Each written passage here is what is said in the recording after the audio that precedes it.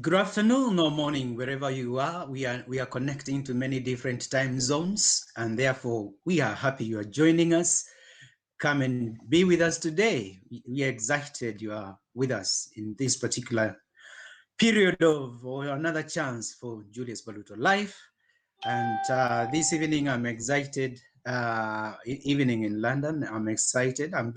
We are being joined by Alexandra Akinyi, uh, from the UK. And also we have Dr. Lawrence Mbugua all the way from Nairobi, Kenya.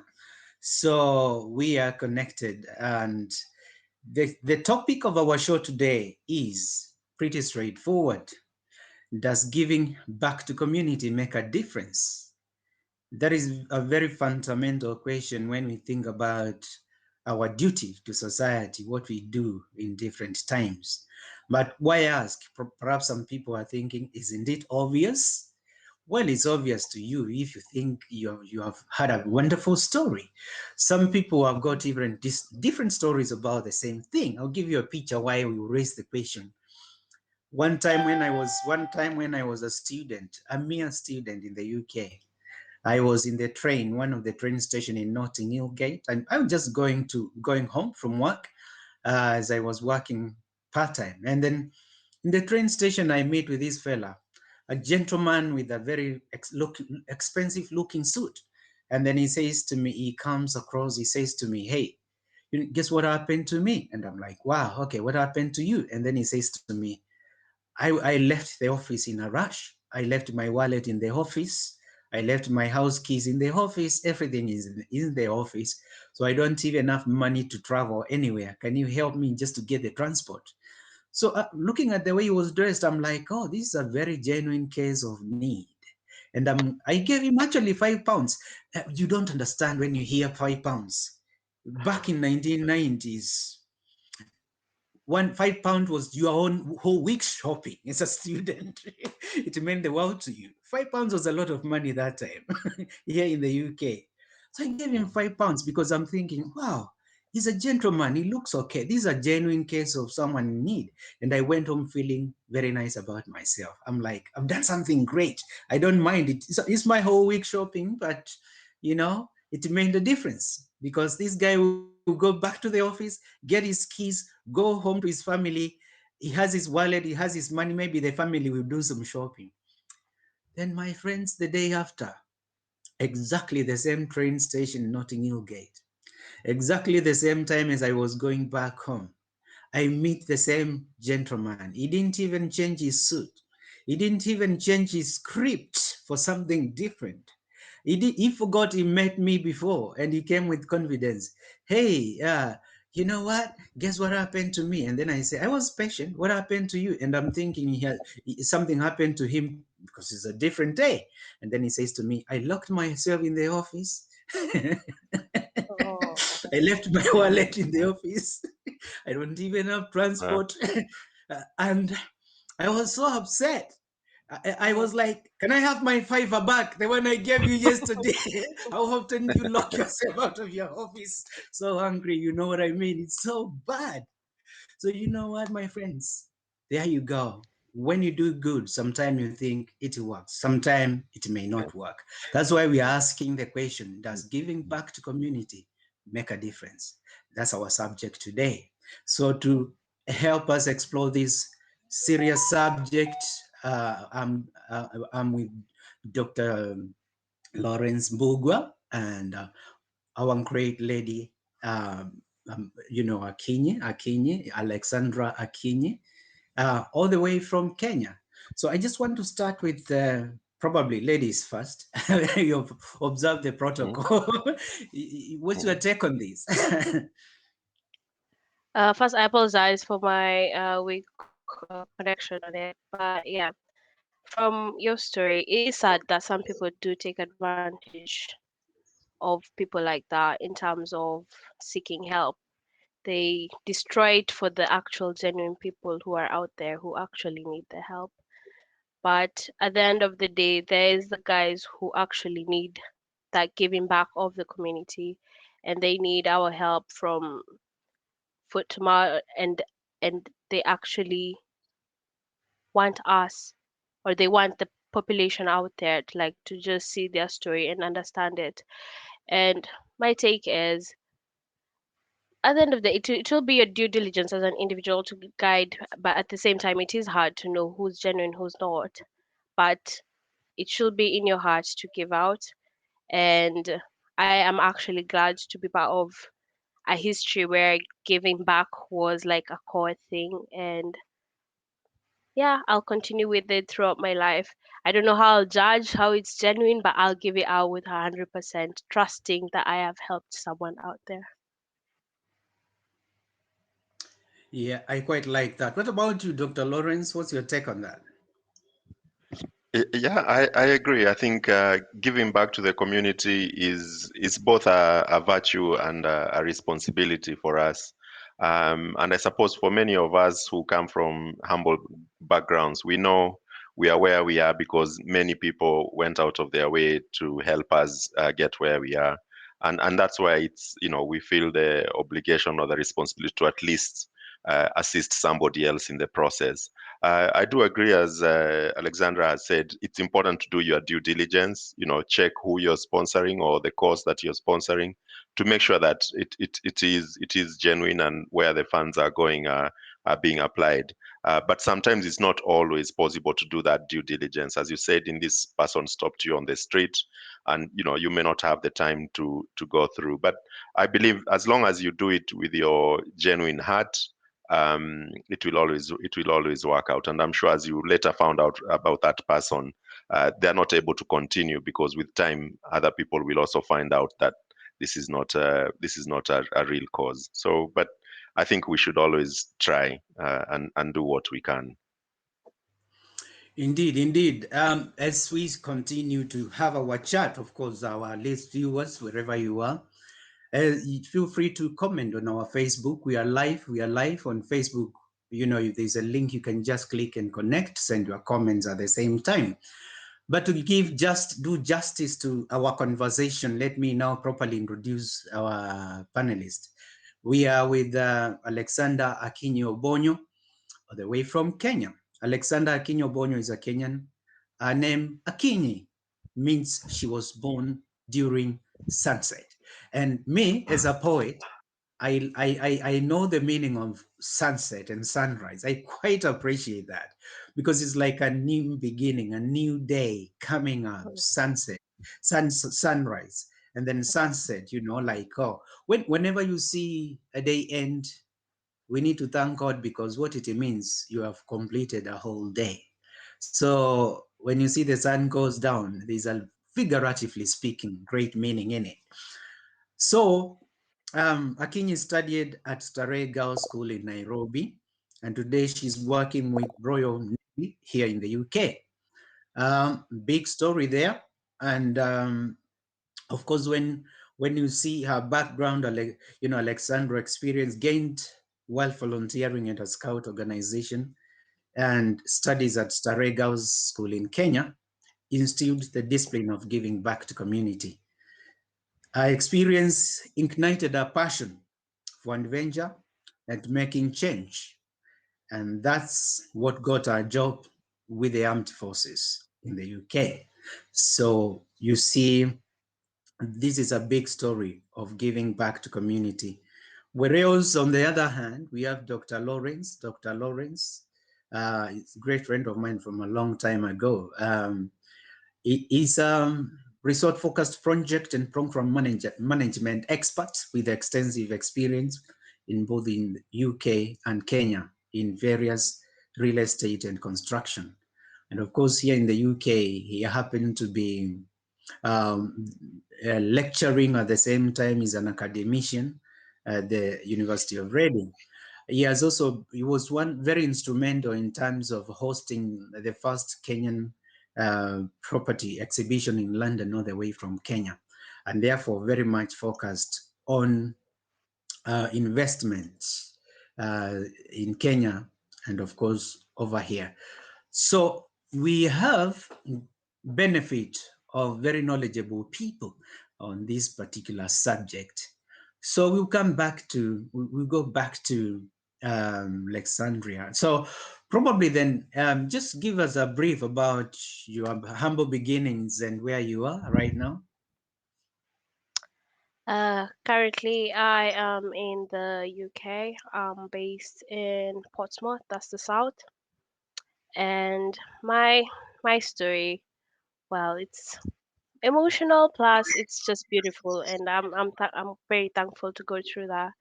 So yeah, sadly, I lost my father when I was in at my young age. That's back in primary school. I was 13 years old, and that loss actually opened a lot of gates. So through my deputy head teacher in primary school, they saw like, yes, my mom is quite struggling because it was like 3 years yet to finish the primary education, and she actually gave us a hint like, here's a form, apply to Starry Girl Center, and it can actually cover your whole secondary education. And we're like, oh, okay, and applied for it. Uh, that actually pushed me to work even harder and harder because there was standard of marks you had to get into the school. And thank goodness I did enter the school. And obviously it was a grilling process, yes, but it was, they have to get the best of the best. And me being picked actually confirmed I am the best. And that was something that I carried through the 4 years of my education. And through my interactions, through my social experience in the school, I got to gain beautiful friends. I got to be involved in beautiful activities. I was part of the scouting community in the school. I was part of the Red Cross Society in the school where I was the cheerleader. I brag about that all the time because it's a beautiful thing. And from those involvements, I was more of the giving back was instilled in me. Like with the Red Cross, I was involved in activities with hospitals, with scouts. I was involved with activities in communities, and that was deeply instilled. And the fact was, I was doing it wholeheartedly. It's not because you're part of this; it's because you're seeing the impact you're doing to these people. Yes, you're of need, but you're still helping other people, and you still see that smile happening on their faces, and that makes you just super proud. And through that, through the interactions, I got the opportunity to get um, to know of the Scouts Adventures in UK. That's through a friend who was back in Starry Girl Center. So how these activities just line themselves up, I always say this is God. This is actually God. Me entering the school, me making friendships, and me getting the chance to get a link to come up here. And now joining the Scouts Adventures, that's back in London, UK. It's based in London, UK. That even propagates you more to be involved with helping children, helping people who just want to have fun, and you just put smiles to their faces. And that instilled more of the giving back also, because you see what you're the joy you're giving people. And down into that, I joined the Navy because part of their core value also is how they give help to communities through relief and through humanitarian operations. And as you see, all this connects to me saying giving back to the community does make a difference, because you see the lives of the families which are affected and how it comes to whatever that lands into the future, and you see how these guys have come to change their lives for the better. That makes you super proud. And now in the UK, there's groups of us who are products of the Starehe schools, and we've decided like our core aim is to give back to these schools which helped us and which changed our lives for the better and for the best. And here I am, where I met Lawrence, and they invited me to this group as an old girl, obviously, and they made me part of this aim of raising funds so as we can help our sisters and brothers back home so that we can change their lives as ours were changed. And that We'll led to come to me that. now. We'll come to that. We'll come Yeah, to that. Yeah. okay. Okay. Yeah. Yeah, but that's Brilliant. just I quite like, you see, if I was to live my life by my experience with that guy at the train station, Notting Hill Gate in London, I'll be a very upset person. But then, because you lose faith in mankind, you're like, oh, yeah. But then, stories like the one you have shared, it gives us faith. We are like, no, it's not everyone who is like that. And it's mm, brilliant. is different. We cannot judge everyone, the same way. In this world, there are still good people. Yeah. So what about you, Lawrence? What's your take on that? By the way, will be also alumni for Stray Boys. Yes, I am an alumni of Stare Boys. For me, is Stare. I joined Stare all the way from primary school. So I joined Stare from standard one. I also came from a humble background. I had a single mother who was struggling to help me to support us, our family. So I was quite lucky to get to study primary, and that actually made a big difference for me. I was able to study and then eventually proceed to Starehe Secondary. So all my primary and secondary school has been through Starehe, and obviously, as many people know, Starehe is a charitable school, and it assists people from all backgrounds. So I'm really grateful for that opportunity. So for me, as Alexandra has said also, the discipline of giving back is something that was inbuilt in the school, and in all the virtues that we are supposed to have. So it's really it's really an important thing for me to be able to give back both to Starehe and to many other community activities. Yes, for those who don't know, probably Stray Boys Center was founded in 1959 by late Dr. Geoffrey Griffith. And then we have Stray Girls Center, founded in January 2005. And I'm with the alumni here, so if I get any details wrong, they'll correct me. But then you see That's the okay. the purpose, the themes, the objective of both Stray Boys and Stray Girls are still the same, and of course, it's a center for excellence. I've met a lot of alumni from Stray Boys Center and Stray Girls before. I did a story for BBC on this one, and it's just one brilliant, great story. And so we won't maybe play anything for Stray Boys Center, but let's have a feel of how it is like, by watching a clip about Stray Girls Center.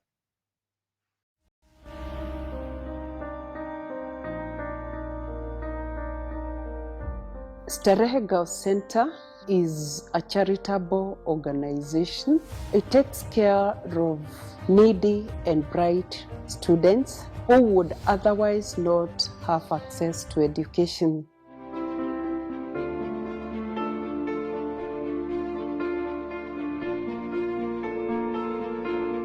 I'm an orphan. My uncles, my aunties, and my grandfather could not manage to pay my school fees.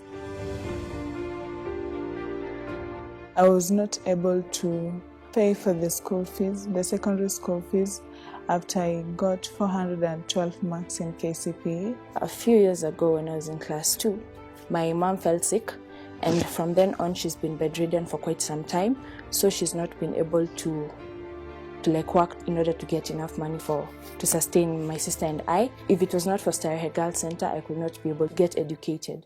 Most of the learners in Starehe Girls Center are on scholarship. I think if I never got the chance to come to Starehe, life could be miserable. Maybe I could be a school dropout right now, or maybe even married, who knows? Without some form of financial aid, most of these bright young girls would not have a chance in their secondary education. M-Pesa Foundation have helped Starehe Girls Center to put up several projects. We'll never dream of a modern library like the one you find in Starehe Girls Center. There are different books in different sections, and they're well labeled. There's fiction, there's fantasy, there's health, there's biographies, autobiographies.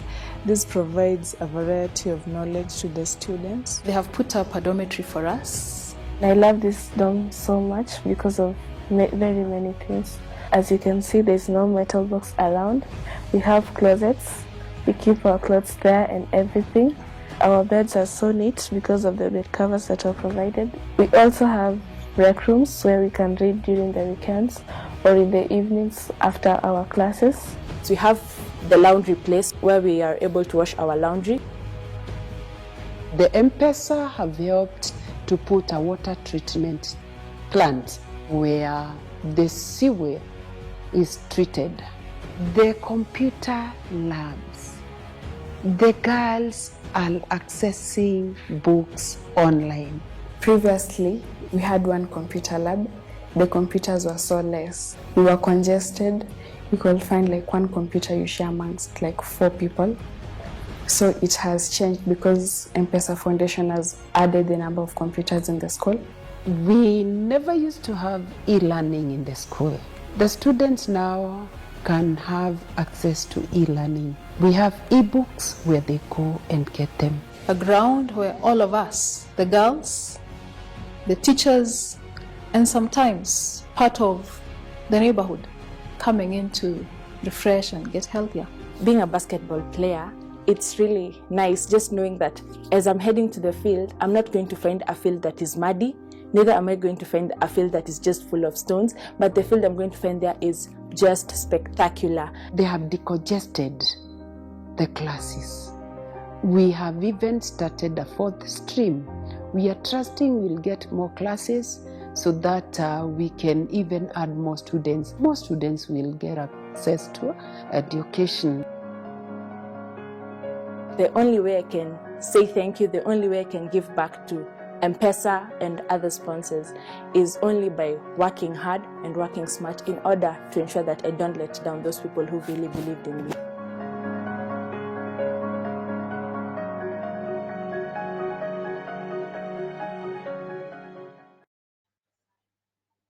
Wow, wow, what a great way to sum it up. Oh, but you know, the thing is, Kenya is a country that our ethos, our values were built from the word go, the days of independence, on giving to community, giving back to community.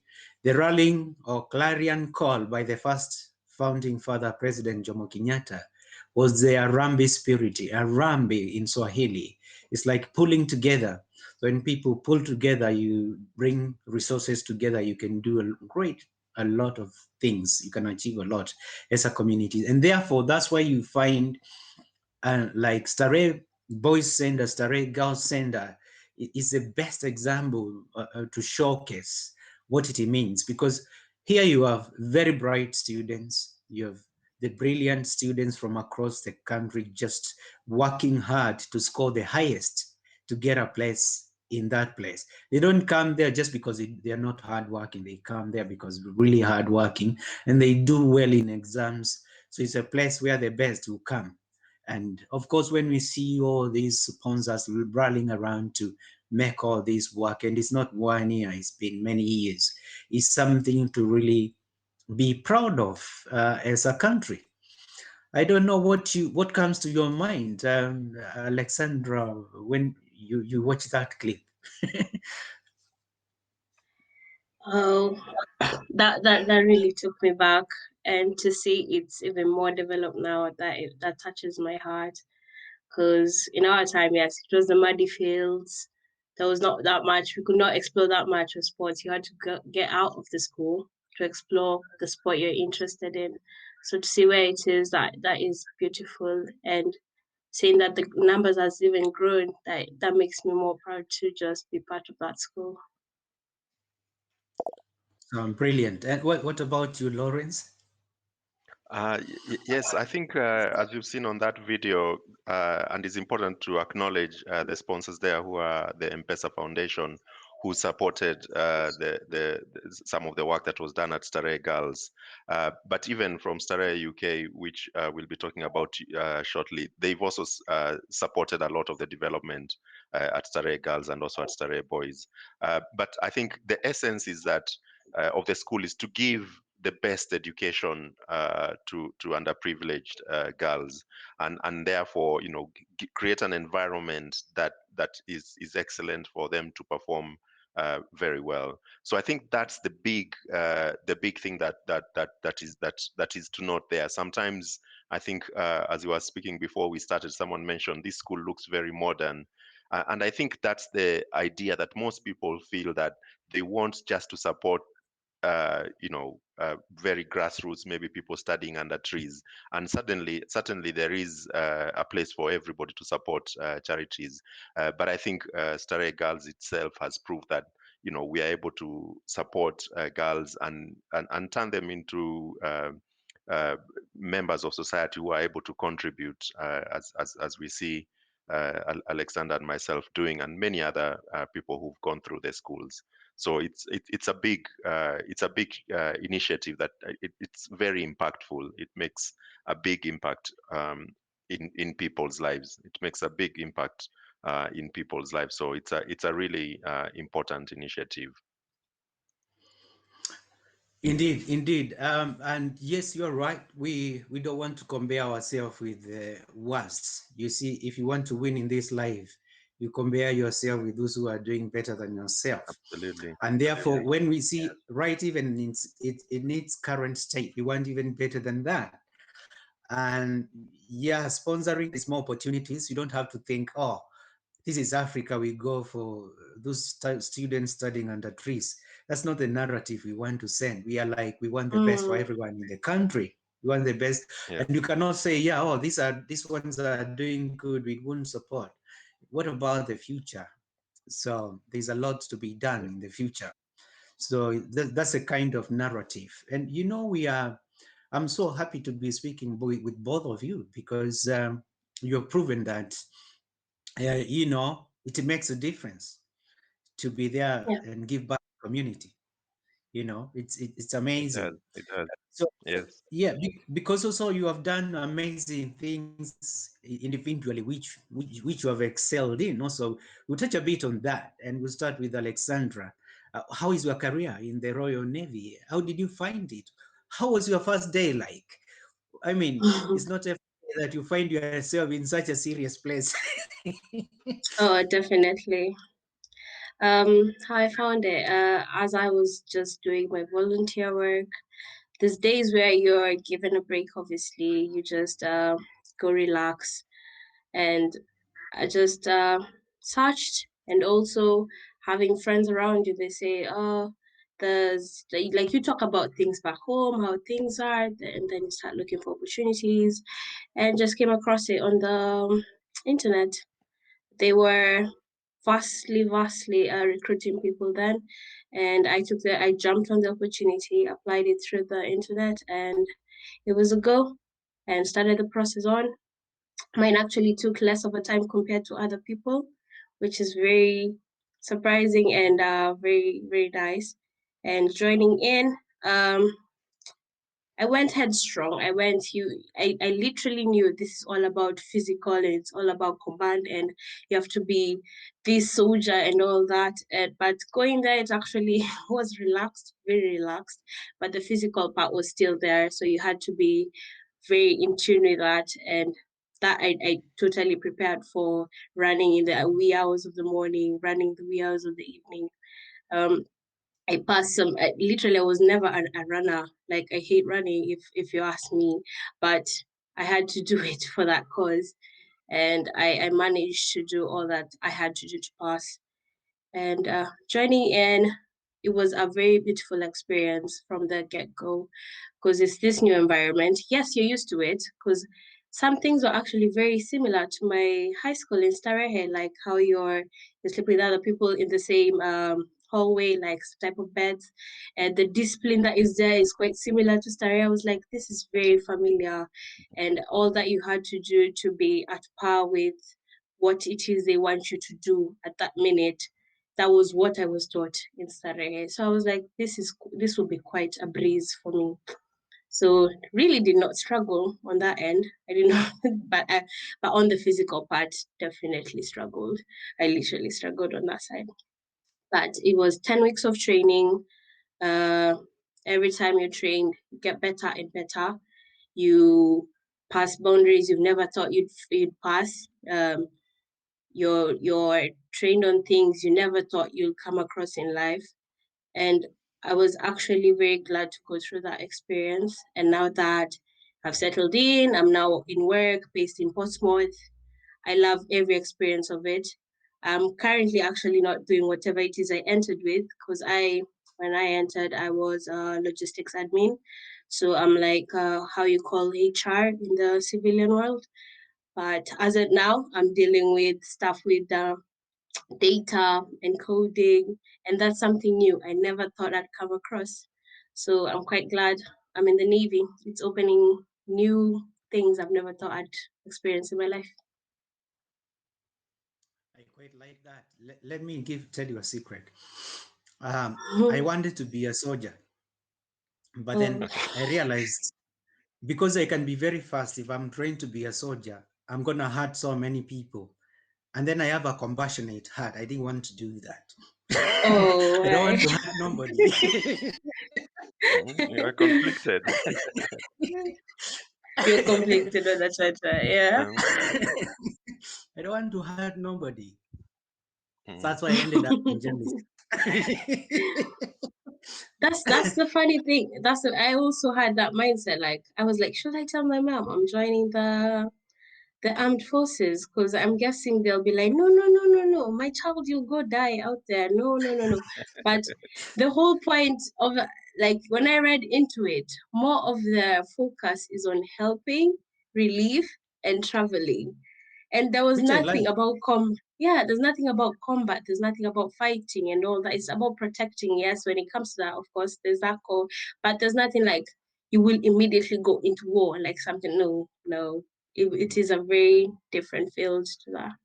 Yeah, tell that to many Kenyans. The first thing when you say Yeah. Royal Navy, they think about the submarine.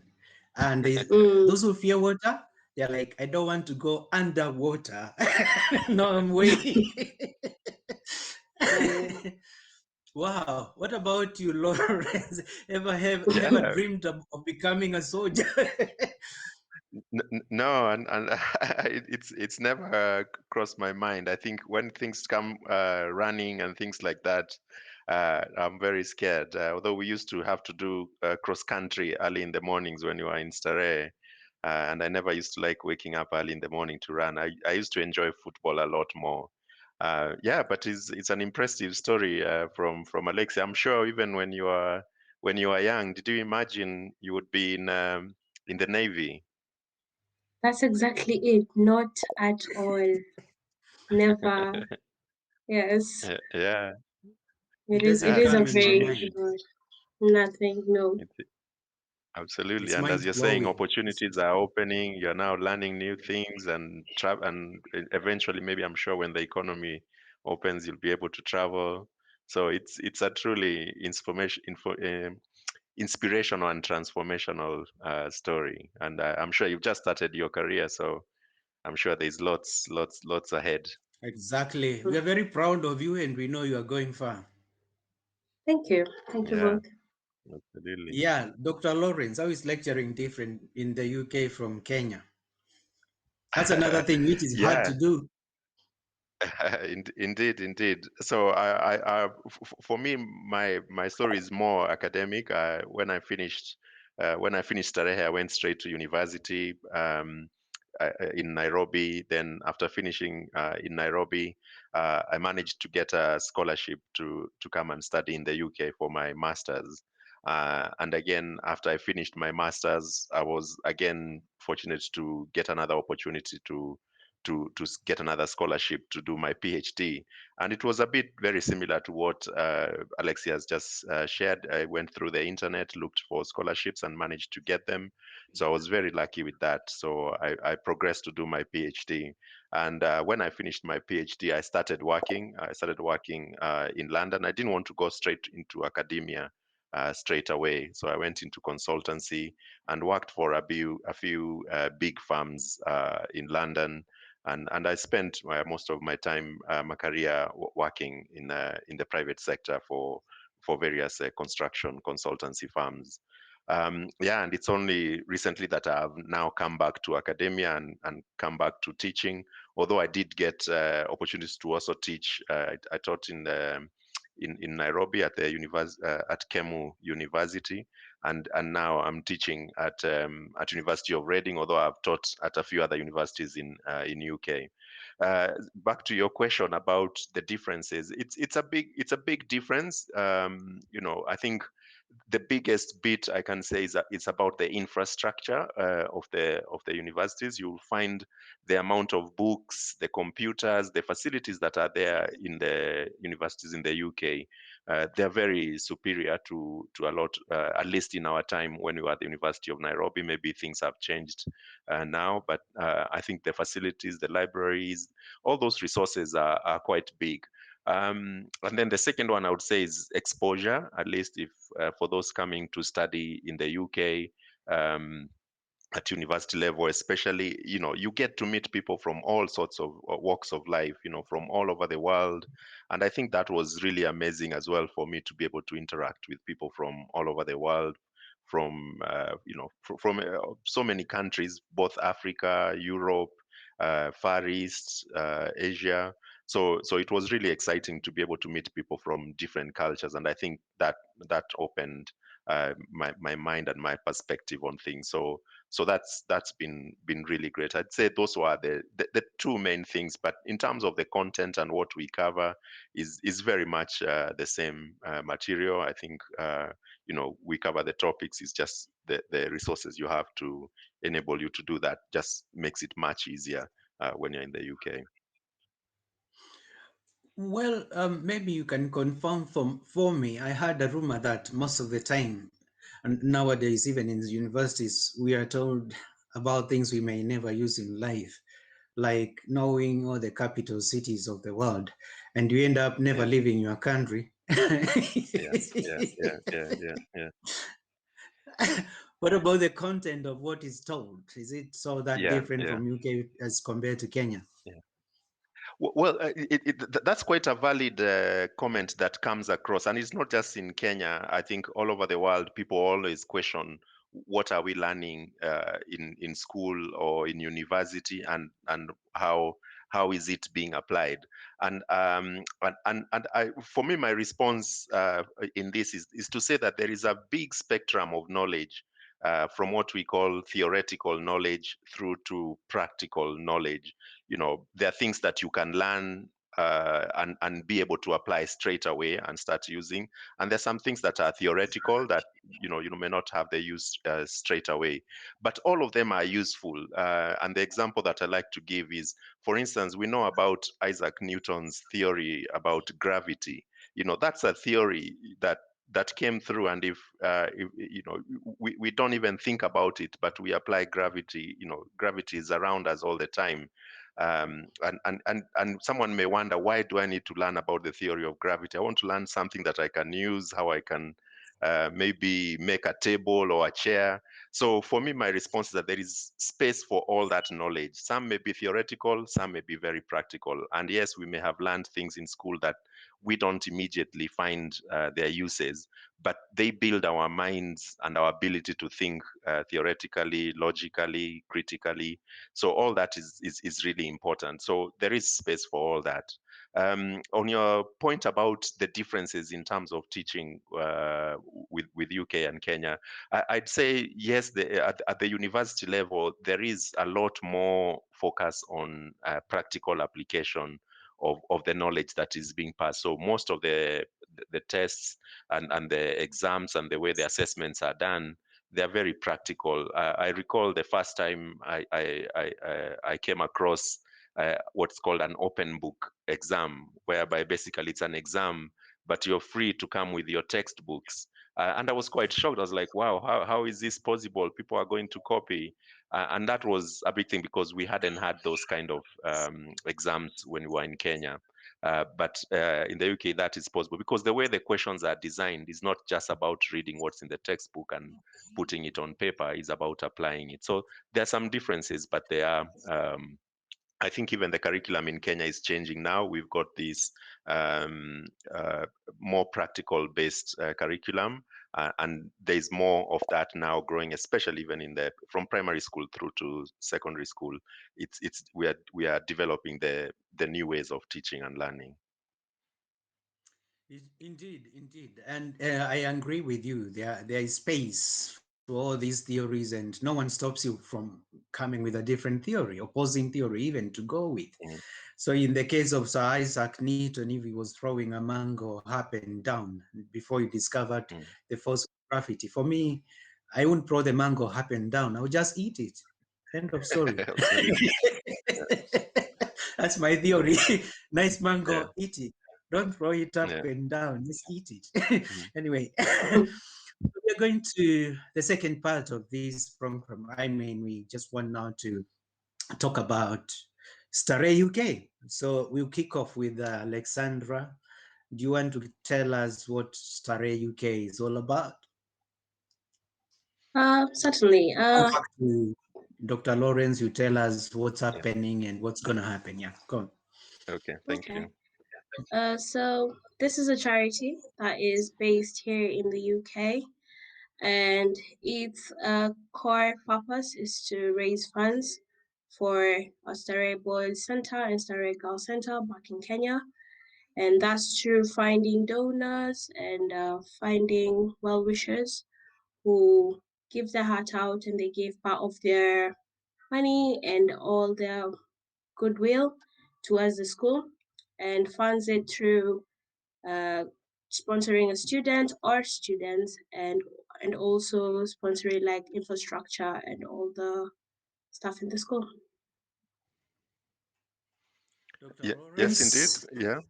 Yeah. So Dr. if I can add to that, so as she said, where Starehe UK is a UK-based charity and registered with the Charity Commission as a charity, and all the funds that are raised there go to the schools, to the two schools, the Starehe Boys and the Starehe Girls centers. This charity was set up to fundraise in the UK because most of the funders who Griffin knew were based in the UK.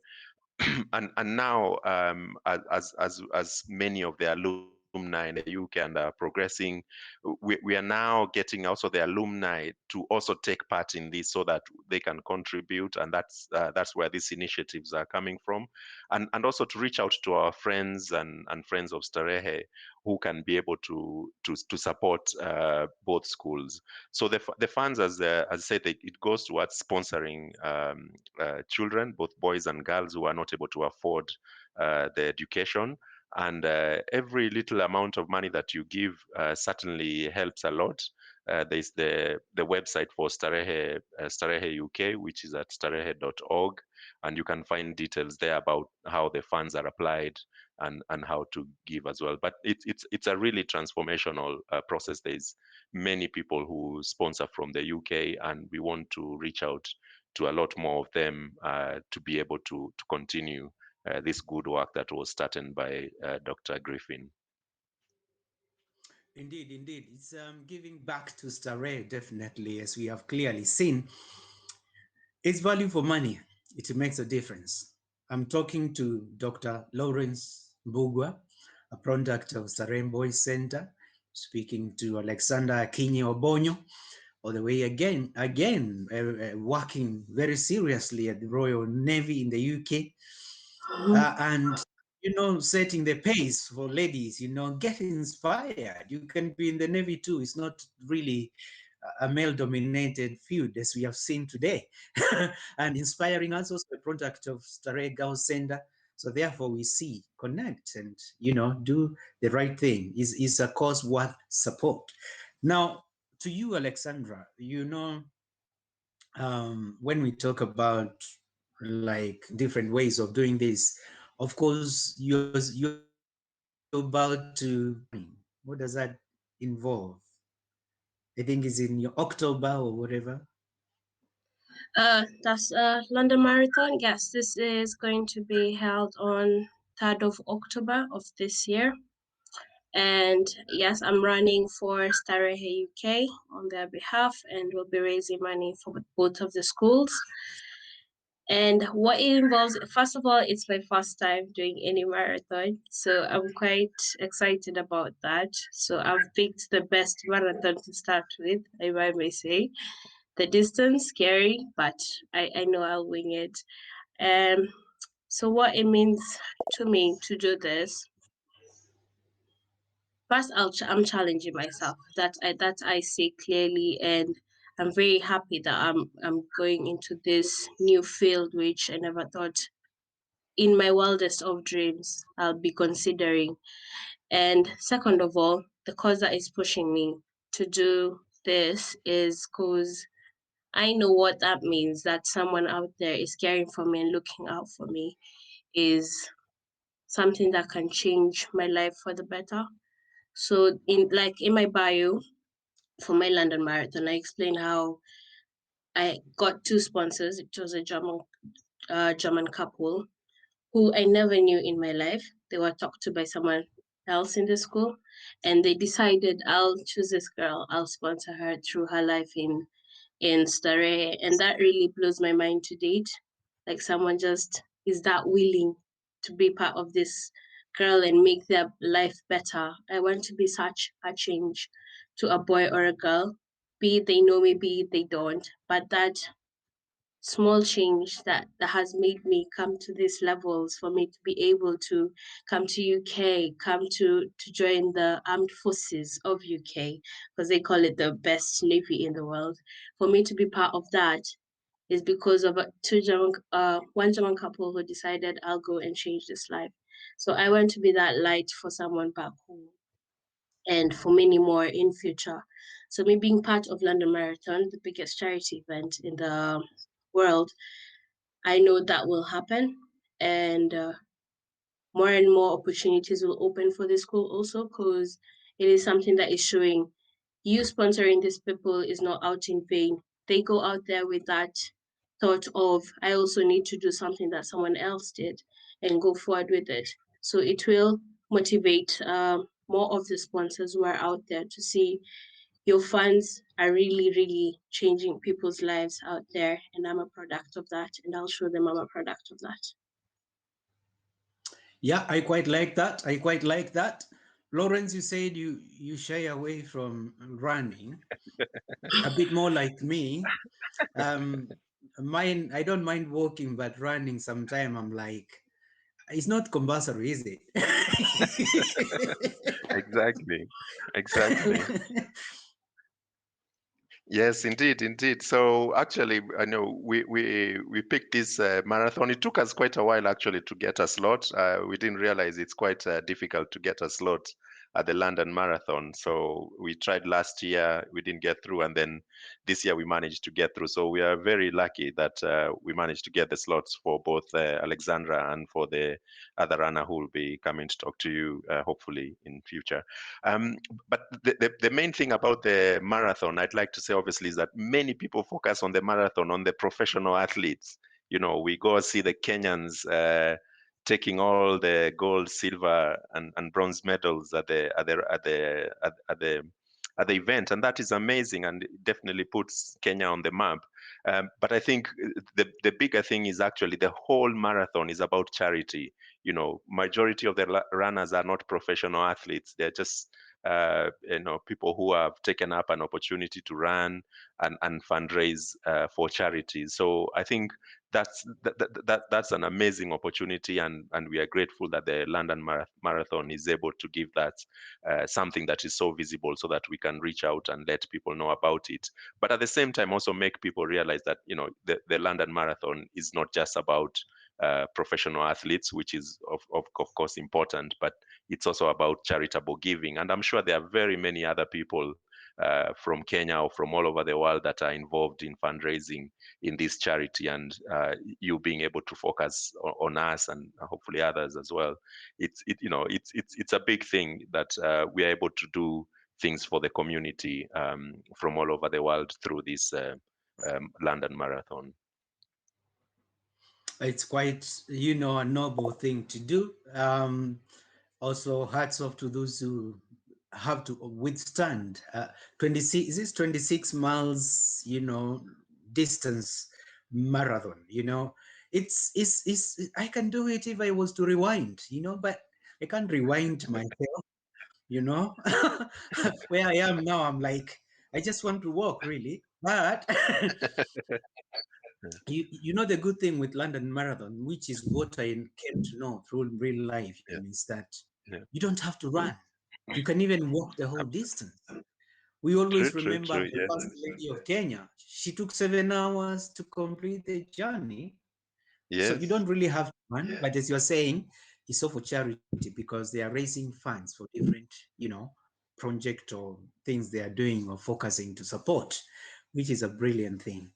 So yeah, so do you have a team that is organizing the campaigns towards the time, or is it all Yes. just initiative of Starehe UK? No, actually, it's an initiative of the alumni, the old boys and old girls of Starehe. So we formed a small group whereby we do contribute ourselves directly to Starehe UK and also directly to Starehe boys and Starehe girls. And then we came up with the idea of the London Marathon, and that's what now we've been working on. We managed to get volunteers. So Alexandra and Dr. Kibugi volunteered to run. So we've got someone at least representing Starehe boys and someone representing Starehe girls at the marathon. So we have a small team that works on this. I can see Neil Scottney is there chatting in the chat. Thank you very much. He's also part of the team that is supporting the implementation of this course. So as we say, even if like myself, I'm not able to run or too shy to run, we at least still can participate by making our contributions and giving our time and our ideas to these causes. So we can all participate, even if it's not physically running at the marathon. So yes. Yeah, there are many ways. There are many ways of doing it. It's not just one way. But then, Absolutely. Alexandra, I mean, the way you are speaking is like 26 miles. Are you ready?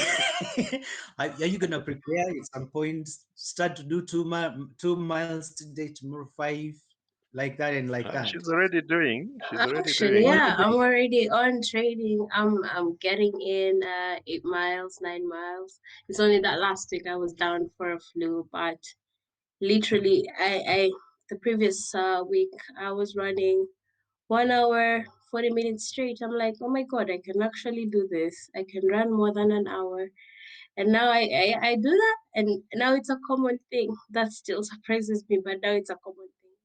I see myself doing it. It is a doable thing at the end of the day. Yeah, they say It's when you put your definitely mind to worth it. it, you can do it. Yeah, yeah, It's definitely worth it. So, yeah. what would be your most important thing to tell these ladies watching, students across Kenya, across UK, different places in the world? And sometimes when you hear the portfolio of somebody or the profile, you're like, okay, I can do that. Is it that Yes. easy? I will say, at first, of course, you'll have your doubts, obviously, and things will push you back and feel like, I never thought, like when I was offered the opportunity to come to UK to volunteer, I was like, I will not be able to travel out. Where will I get the money for passport? Where will I get the money for visa, for the flight ticket, and all that? But things just happened because I was like, this is very much possible. Let me take the initiative. And things started flowing. 1 plus 1 just combined, and it made a whole product of it. So, what I will say is, whatever that is holding you back, just tune it down and lower the volume and just put yourself and say, I will do it. I can do it, because everything at the end of the day is very much possible. That I have seen with my eyes. Everything is possible. Even the most bizarre of thing you think you cannot achieve, it is very much possible at the end of the day. It's all up here, and it's all about how you tune it and how you tell yourself and how you sing to yourself. Because as many people said, the fight is with you, not with anything else that is outside. It's you versus you at the end of the day. Wow, wow. Are you telling me to punch myself so hard that until I succeed?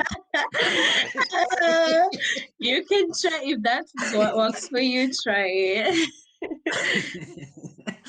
Wow, I quite like that. You know what you're telling us is that never stop your dream just because you cannot see the answers. Exactly. Start doing The it, start answers, walking yes, towards your dream, and God will yes, make a way, a way that exactly. you couldn't see. Absolutely. Yeah. Oh, that's amazing. Lawrence, what about you? What do you want to tell us? Now, I know I need to punch myself. Absolutely, absolutely. Yeah, so I think for me, in my final words, is to come back to your topic. I'm just looking at what you've written there. Does giving back to the community make a difference? And I want to say it certainly does. I mean, Alexandra and myself are evidence that people have contributed and enabled us to get to where we are. And there are many and many millions of examples of similar examples. So, and that's why we are here to support and keep this virtue of giving and giving back to community.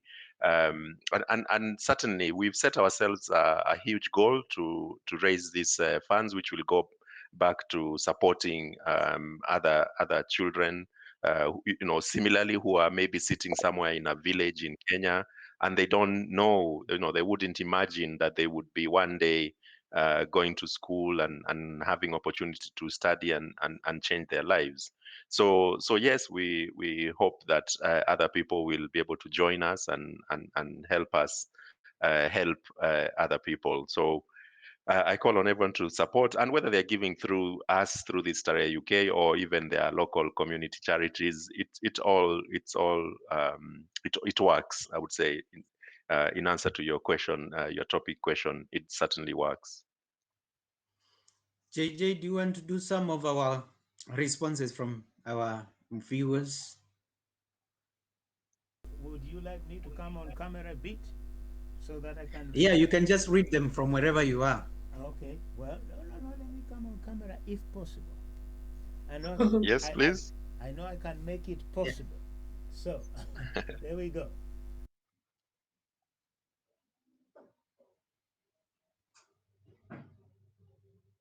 We can't hear you. We can't hear you.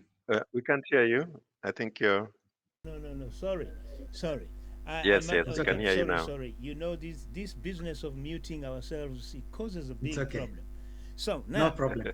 So okay, for whoever is watching, forgive me. Technology is always confusing. now. Let me. I'm just. You have got very long list of people watching here, and good responses. But let me try and see. You have got Suma Buyene, then Victor Rito, then you've got Lominat Gebre Kidan, Neil Scotty. Is that Scottney? Neil Scottney. Scottney, yeah. Yes. What are they saying? We just want to hear their this comments. One is just these ones are just watching. I will go to the person who has said something. Lavinia Chepto, right now and then you have got Africa UK. Maria Munganga, she says that this is a such an initiative. Go Alex. Then you have got Osi Van Kalumpa, who is saying he's very proud of Alex. And thank you. Then Patricia. Then we've got Papa J, who is watching. This guy is a Ghanaian guy, but he likes to watch things from East Africa. Right now, Barbara Chesamat says, "Go girl, yes. Super proud of you, Alexandra Akinyi."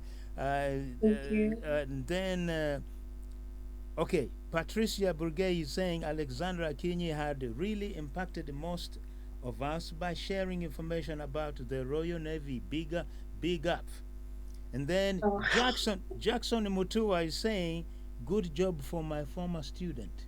Proud of you." So who is a former student? Oh, nice. He was my lecturer in university. Okay, right. Oh, and then thank again, you. and again, Neil Scotty says that great interview, Julius. Thank you for the platform. I'm Thank you. disappearing again. Thank you. Thank Bye. you. Thank you. We appreciate. Yeah. Thank So, you. anyways, it's just been fantastic, being with you guys. It's extremely inspirational. When you're working, you're just busy doing the job you do. But behind the scenes, you never know how many people you inspire. And therefore, let's keep doing what we are doing, knowing that it's not about us. It's about many other things, people around us, our legacy upon the earth. When we depart, what are we going to leave behind? And actually, that is the essence of giving, because when we give back, it's all about to make a difference and leave a legacy, which is worth pursuing. So yeah, it's been wonderful being with you, Dr. Lawrence Mbugua, Alexandra, Thank you very Akinyi, much. Thank Obonyo. you. And we would definitely come again on this platform to find out how you have gotten on, because we have to make sure you are practicing. Oh, the pressure. Now you're putting more pressure. Okay, then we will come. So you don't end up like me when I went and I lifted a couple of weights in the gym, and my instructor came and said to me, "What's wrong with you? You are not carrying on." And then I just ended up saying, "The machine has broken down." No. So we want you to do the full marathon. Oh yes, I will do it. I will And do Dr. it. Lawrence, thanks. You guys continue doing what Okay. you do. We are very proud of you. Well, viewers, that's all we have from Julius Mbaluto Live. Join us next week. And yes, do have a fantastic week. It's been great honor to have you with us. So it's all bye-bye from us. Until next time. Thank you. Thank you.